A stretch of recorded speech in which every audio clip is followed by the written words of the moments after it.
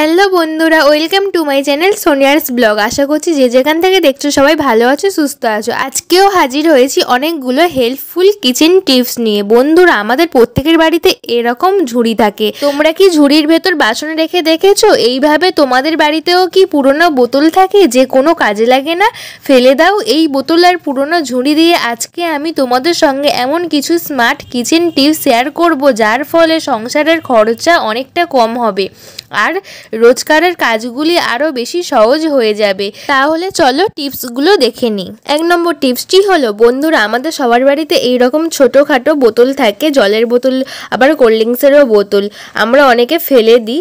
সবার প্রথমে বোতলের যে মুখের কাছের অংশটা আছে এটাকে আমি কেটে নিচ্ছি, বাকি নিচের অংশটাকে ফেলবো না, এটাকেও কাজে লাগাবো। তো এটাকে আমি সমান করে কেটে নিয়েছি, মুখের অংশটাকে কাঁচির সাহায্যে ভালো করে গোল করে কেটে নিচ্ছি। আর নিয়েছি একটা ছুরি, ছুরির মুখটা দেখো কতটা পরিমাণে সরু থাকে।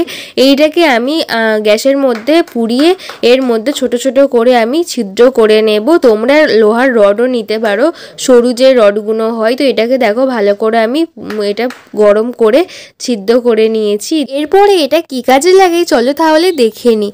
এরপরে নিয়েছি একটা কসবাইট। এই কসবাইটের উপর এই বোতলের মুখটাকে আমি এইভাবে বসিয়ে দিচ্ছি। তারপরে নিয়েছি একটা সুচ নিয়েছি। সুতোটা কিন্তু লাইলনের নিতে হবে, যেহেতু জিনিসটা কষ্ট করে বানাচ্ছি যাতে অনেক দিন ব্যবহার করতে পারি, তাই এর জন্য লাইলনের সুতোটা নিয়ে খুব ভালো হবে, অনেক দিন টেকসই হবে। তো দেখো এইভাবে ছিদ্রর মধ্যে দিয়ে আমি কসবাইটের মধ্যে ভালোভাবে সেলাই করে নিচ্ছি।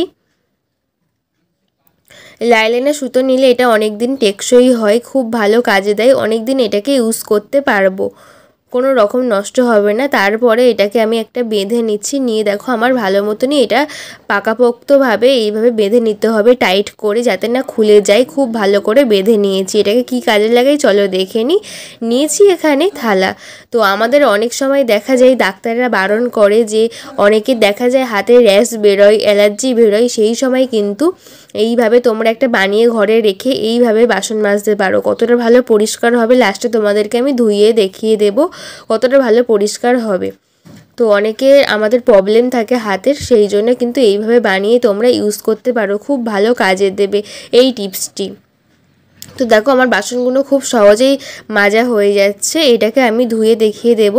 তো আমার কসবাইটটাকে ধোয়ার পরে কিন্তু এখানে জল অনেক সময় জমে থাকে, তো বোতলের মুখটাকে এইভাবে খুলে এই উবুড়ুভাবে রেখে দিলে কিন্তু সব জল বেরিয়ে যাবে আর কসবাইটটা খুব ভালো শুকিয়ে যাবে। এই টিপসটি তোমরা অবশ্যই ফলো করো। তো আমাদের থালা বাসনটা কেমন পরিষ্কার হয়েছে দেখো, একদম চকচকে হয়ে গেছে। তো এই টিপসটি কেমন লাগলো অবশ্যই একটা কমেন্ট করে জানিও।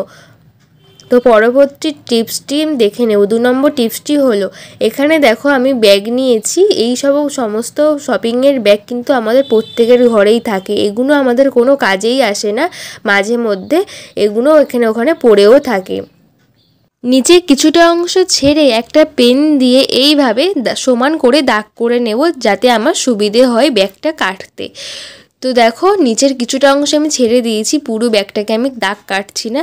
তারপরে একটা কাঁচির সাহায্যে এটাকে আমি কেটে নেব। উপরের অংশটা কাটবো, নিচের অংশটা কাটবো না, ব্যাগের উপরের অংশটা কেটে নেব খুব সহজেই।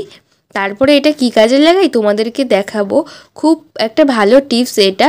আমাদের জলের বোতল এখানে ওখানে যখন পড়ে থাকে, গড়াগড়ি খায়, খুব খারাপ লাগে দেখতে, বাড়ি অগোছালো মনে হয়, এইভাবে তোমরা কিন্তু অর্গানাইজ করতে পারবে। তো দেখো খুব সুন্দরভাবে আমি কেটে নিয়েছি, এটাকে একটা জায়গায় হ্যাং করে রেখে দেব, হ্যাং করে দিয়েছি। তো এর মধ্যে দেখো এই সমস্ত বোতলগুলো আমাদের বাড়িতে এখানে ওখানে পড়ে থাকে, একটা বাজে লাগে দেখতে। আর অনেক সময় আমরা অর্ধেক বোতল খুঁজেও পাই না, অফিসের বোতল, বাচ্চাদের জলের বোতল বলতে পারো, এখানে ওখানে কিন্তু পড়েই থাকে, আর গোছাতেও আমাদের একটা সমস্যার মধ্যে হয়। আমরা যদি এইভাবে হ্যাং করে একটা ব্যাগ এইভাবে কেটে বোতলগুলোকে এইভাবে অর্গানাইজ করে রাখি, খুব ভালোও লাগে আর এখানে ওখানে পড়েও থাকে না, একটা বিচ্ছিরি ব্যাপারও লাগে না। তোমরা কিন্তু এই টিপসটি অবশ্যই ফলো করো। দেখো কি সুন্দর আমি বোতলগুলোকে রেখে দিচ্ছি একদম এক ধারে, কোনো রকম বাইরে আমার এখানে ওখানে ছড়িয়ে ছিটিয়েও নেই, আর ঘরটাকে পরিষ্কার পরিচ্ছন্নও লাগবে। তো আমাদের যখন প্রয়োজন হবে এইভাবে একটা করে বোতল কিন্তু আমরা বের করে নিতে পারবো, নিয়ে জল ভরে আবার কখনো খালি হলে একটা করেও এইভাবে গুছিয়ে রেখে দেবো, আবার প্রয়োজন পড়লে নিয়ে জল ভরতে পারবো। বাচ্চাদের জলের বোতলও হারানোর সম্ভাবনা নেই, অফিসের বোতলও হারানোর সম্ভাবনা নেই।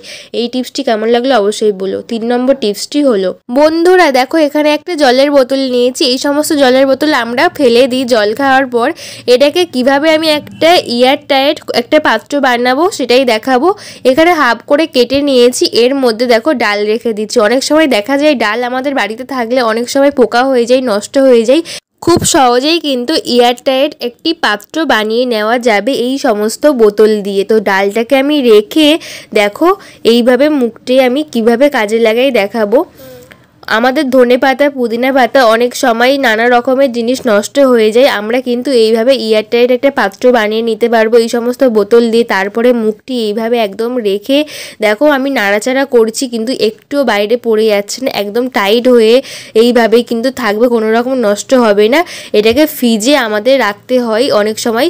তো ফ্রিজে দেখো বোতলটাকে এইভাবে খুব সহজে রাখা যায়, জায়গাও কম নেই, অথচ পড়েও যাবে না, খুব সহজেই কিন্তু আমাদের ডালটা ভালো থাকবে। তো এই টিপসটি কেমন লাগলো অবশ্যই জানিও বন্ধুরা। ভালো লাগলে লাইক করে কমেন্ট করে চ্যানেলটাকে সাবস্ক্রাইব করে দিও। এই সমস্ত ভিডিওগুলো বানাতে কিন্তু অনেক পরিমাণে কষ্ট করতে হয়। তো কেমন লাগলো বলো। 4 নম্বর টিপসটি হলো, বন্ধুরা আমি আরও একটি জলের বোতল নিয়েছি। এটাকে হাফ অর্ধেক করে আমি কেটে নিয়েছি, দেখো খুব সহজেই এটা কেটে নিয়েছি। এটা কি কাজে লাগাবো তোমাদেরকে দেখাবো, চলো। তো এটাকে আমি কেটে নিয়েছি, একটা কাঁচির সাহায্যে এটাকে আমি মাঝখান দিয়ে এইভাবে কেটে নেব। নিচটা কিন্তু এক গাঁট মতো আমি ছেড়ে রেখেছি, রেখেই কিন্তু এটা এইভাবে কাটবো। তোমরা দেখতে পাচ্ছ একটুখানি আমি ছেড়ে রেখেছি। এটাকে আমরা কী কাজে লাগাবো চলো দেখে নিই। আমি এখানে কফি মগ নিয়েছি। আমাদের এই সমস্ত কাপগুলো রান্নাঘরে থেকে থেকে কিন্তু নোংরা হয়ে যায় অনেক সময়, বারবার এটাকে আমাদের ধোয়া মাজা করতে হয়, একটা ঝামেলার মধ্যে পড়তে হয়। এটাকে এইভাবে কিন্তু খুব সহজে অর্গানাইজ করে রাখলে তারপরে কিন্তু একটু এর মধ্যে ধুলো পড়ে না, আমাদের প্রয়োজন মতো আমরা এটাকে বের করে কিন্তু ইউজ করতে পারবো। দেখো মুখটি আমি এইভাবে উপরে করে রেখেছি, এইভাবে কিন্তু আমাদের অনেকগুলো কাপ সংরক্ষণ করা যায়। এখানে আমার কফি মগগুলো একটু বড় বলে তাই 3টে এঁটেছে, ছোটো মগ হলে এখানে 4-5টা কিন্তু আরামসে ধরে যাবে। তো দেখো কতটা ভালো এই কাজের এই টিপসটি। দেখো আমি এখানে চায়ের কাপ নিয়েছি, আমার 4টে চায়ের কাপ ধরে নিয়েছে, আর জায়গাও কম লাগে খুব, আর এটা দেখতেও অনেকটা সুন্দর লাগে। তো এই টিপসটি কেমন লাগলো অবশ্যই কমেন্ট করে জানিও। এই সমস্ত বোতল ফেলে না দিয়ে এইভাবে কিন্তু আমরা কাজে লাগাতে পারবো খুব সহজেই। এইভাবে কাপগুলো রান্নাঘরে রাখলে একটুও দেখতে খারাপ লাগবে না, খুব সুন্দর লাগবে, অথচ ময়লাও হবে না। প্রয়োজন মতো এখান দিয়ে আমরা বের করে কিন্তু ইউজ করতে পারবো। কেমন লাগলো টিপসটি অবশ্যই আমার ছোট্ট কমেন্ট করে জানিও। 5 নম্বর টিপসটি হলো, এখানে দেখো এই সমস্ত আমাদের কোল্ড ড্রিঙ্কসের বোতল মাজার বোতলগুলো আমরা ফেলে দিই, যেহেতু আমাদের এত ছোট জিনিস তেমন কোনো কাজেই লাগে না। তো এটাকে কিভাবে আমি কাজে লাগাবো চলো দেখে নিই। এটাকে আমি হাফ করে অর্ধেক করে কেটে নিচ্ছি। মুখের কাজটা এখন আমি কাজে লাগাচ্ছি, পিছনের অংশটাও আমি কিন্তু কাজে লাগাবো, এটা ফেলে দেব না। এটাকে একটু সরিয়ে রাখছি। তো মুখটাকে আমি একটু সমান করে কাঁচির সাহায্যে একটু কেটে নেব ভালো করে। তো এটাকে আমি কি কাজে লাগাই চলো তাহলে দেখে নিই। দেখো এই সমস্ত বেসন আমি এখানে ঢালছি। এখানে ঢালতে ঢালতে কিন্তু আমাদের রান্নাঘরটা দেখো কেমনভাবে নষ্ট হচ্ছে জিনিসটা, অথচ না রান্নাঘরটা কীভাবে অপরিষ্কার হয়ে যাচ্ছে। এটাকে আবার মোচার ঝামেলাও করতে হয়, আবার দেখো ঢালতে গিয়ে আমাদের জিনিসটা কিন্তু নষ্টও হয়। লঙ্কার গুঁড়ো, হলুদের গুঁড়ো কিংবা এইভাবে বেসন যদি আমরা এই মুখটা দিয়ে ফানেলের কাজে লাগাই তাহলে কেমন হয়। দেখো আমি এটার সাহায্যে খুব সহজেই বেসনগুলো ভরে নিচ্ছি, একটু বাইরে পড়ছে না, আর আমাদের রান্নাঘরটা অপরিষ্কারও হচ্ছে না। কোনো রকম টাকা পয়সা খরচা না করে এইভাবে বোতল কেটেও কিন্তু ফানেল খুব সুন্দর হয়ে গেছে। তো এই টিপসটি কেমন লাগলো অবশ্যই জানিও, অবশ্যই বাড়িতে ট্রাই করবে। তো পরবর্তী টিপস কি আছে চলো তাহলে দেখে নিই। 6 নম্বর টিপসটি হলো, এই সমস্ত বোতলগুলো আমরা ফেলে দিই, কারণ এগুলো আমাদের অনেক রকমের সস থাকে কিংবা জলের বোতলও থাকে। এই সমস্ত বোতলকে কাজে লাগাবো। তো এর মুখটাকে আমি ছোট ছোট একটা ছিদ্র করে নেব। এই রকম ছুরি গরম করে, তোমরা রড গরম করেও ছিদ্র করে নিতে পারো। এর মধ্যে কিন্তু আমি কিছু একটা লিকুইড দিয়ে দেবো। আমাদের রান্নাঘরে নানা রকমের পিঁপড়ে হয়, নানা রকম পোকামাকড় আসে, সেই জন্য আমরা নানা রকমের স্প্রে ব্যবহার করি। স্প্রের বোতল কিনতে গেলে অনেক টাকা খরচ হয়ে যায়। এর মধ্যে যদি এই সমস্ত লিকুইড ভরে কিন্তু খুব সহজেই আমরা কাজে লাগাতে পারবো। তো এটাকে ভালো করে মুছে নিচ্ছি। তো এটা আমার পিঁপড়ে মারার একটা লিকুইড ছিল। তো দেখো এই টিপসটি কেমন লাগলো অবশ্যই জানিও, বাড়িতে অবশ্যই ট্রাই করবে। 7 নম্বর টিপসটি হলো, দেখো আরও একটা জলের বোতল কেটে নিয়েছি আমি। এটাকে কি কাজে লাগাবো চলো। আমাদের এই সমস্ত জলের বোতল খুব কাজের, কিন্তু দেখো আমাদের বাসন মাজে যে সাবান থাকে তার মধ্যে এইভাবে কসবেরি রাখার ফলে কিন্তু দেখো কতটা পরিমাণে জল পড়ে, খুব তাড়াতাড়ি সাবানটা আমাদের নষ্ট হয়ে যায়, জল জল ভাব হয়ে যায়, একদম বাজে লাগে। তো আমরা যদি কসবাইটটাকে এইরকম বোতলের মধ্যে রেখে দিই, তারপরে কিন্তু আমাদের জলটা খুব সহজেই ঝরে যায় কসবাইট থেকে। আর এটাকে দেখছো, এটা দিয়ে কিন্তু আমি একটা ফানেল বানিয়েছি, তার নিচের অংশটাকে এইভাবে কাজে লাগাচ্ছি। নিচে কিন্তু এইভাবে রাখলে কতটা পরিমাণে জল জমেছে একবার দেখো। জলটাকে আমরা খুব সহজেই ফেলে দিতে পারবো। এই জলটা কিন্তু সাবানের মধ্যে থেকে থেকে সাবানটা খুব তাড়াতাড়ি গলে যায় আর নষ্টও হয়ে যায়। এইভাবেই কিন্তু আমরা এই টিপসটাকে ফলো করতে পারি। একটা বোতলের মুখ কেটে তার মধ্যে কিন্তু এইভাবে কসবাইটগুলো রাখতে পারি। কেমন লাগলো অবশ্যই বলো। 8 নম্বর টিপসটি হলো বন্ধুরা, তাহলে টিপসটি দেখে নিই। আমাদের কিচেন স্ল্যাবের বাসন মাজার পর আমরা থালা বাসনগুলোকে এইভাবেই কিন্তু উপর করে দিই স্ল্যাবের উপরে। এর ফলে বাসনে যে জলটা থাকে ওটা কিন্তু স্ল্যাবের উপর ভেজা ভেজা হয়ে যায়। আমাদের কিন্তু বারবার কিচেন স্ল্যাব মুছে পরিষ্কার করতে লাগে। তোমরা কিন্তু খুব সহজেই এখন বাসন ধোয়ার পর জলটাকে বেসিনের মধ্যে ফেলতে পারবে। তোমাদের কিন্তু বারবার কিচেন স্ল্যাব পরিষ্কার করতে হবে না। এখানে দেখো একটা ঝুড়ি ব্যবহার করছি। ঝুড়ি কিন্তু আমাদের প্রত্যেকের বাড়িতেই থাকে। তোমরা এখানে চাইলে ভাঙা ঝুড়িও নিতে পারো। এখানে আমি 3টে দড়ি নিয়েছি। দড়িটা কিন্তু এক সমানে নিতে হবে, ছোট বড় হলে কিন্তু সমস্যা হয়ে যাবে। তো আমরা দেখো ঝুড়িটাকে নিয়েছি। আমি এখানে কিন্তু খুব বড় ঝুড়ি নিইনি, এখানে মিডিয়াম সাইজের একটা ঝুড়ি নিয়েছি। এটাকে আমি 3 দিকে 3টে দড়ি বেঁধে নিচ্ছি। তোমরা এই কাজটা খুব সহজেই বাড়িতে করতে পারো। তোমরা ভাঙা ঝুড়িও নিতে পারো, আবার কিন্তু ভালো ঝুড়িও নিতে পারো। তো আমি এখানে মিডিয়াম সাইজের ঝুড়ির উপরে তোমাদেরকে দেখাচ্ছি। দেখো আমার 3 দিকে ভালো করে আমি দড়িটা মজবুত করে বেঁধে নেব। একটু মজবুত দড়ি নিতে হবে, যেহেতু আমি এটা কষ্ট করে বানাচ্ছি, অনেক দিন পর্যন্ত এটা ইউজ করতে পারবো, সেই জন্য একটু মজবুত দড়ি নিলেই ভালো হয়, না হলে ছিঁড়ে যেতে পারে। তো এখানে আমি 3 দিকে দড়ি বাঁধা হয়ে গেছে। দেখো কতটা সুন্দর হয়েছে। 3 দিকে সমান সমানভাবে দড়ি বেঁধে এর মাথাটাকে এইভাবে একটা গিঁট আমি দিয়ে দেব। গিট দিয়ে দেব সমান সমান করে, যাতে ছোট বড় না হয়। এখানে তোমরা চাইলে একটা চুড়িও ইউজ করতে পারো। অনেক সময় বেসিনের উপরে হ্যাং করার জায়গাতে এইভাবে খুব সহজেই ঝুলিয়ে দেওয়া যাবে। দেখো আমি ঝুলিয়ে দিয়েছি পুরো বেসিনের উপরে। তারপরে কিন্তু বাসনগুলোকে আমি ধুয়ে নেব। ধোয়ার পরে এইভাবে কিন্তু চুড়ির মধ্যে উবুড় করে রেখে দেব। তোমরা দেখো কতটা সহজেই কিন্তু আমি উবুড় করে রেখে দিচ্ছি। আর জলটা কিন্তু আমার বেসিনের উপরে পড়ছে, স্ল্যাবের উপর পড়ছে না। বারবার কিন্তু স্ল্যাবটা আমার মোছারও কোনো ঝামেলাই রইল না। দেখো আমি অনেকগুলো বাসন কিন্তু এখানে আমার ধরবে। আমার ঝুড়িটা যেহেতু মিডিয়াম সাইজের আছে, দেখো খুব সহজেই আমি ঝুলিয়ে রেখেছি হ্যাং করে কিন্তু। আর জলটা সম্পূর্ণ আমার বেসিনের উপরে পড়ছে, একটুও কিন্তু স্ল্যাবের উপর পড়ছে না, বারবার মোছারও ঝামেলা নেই।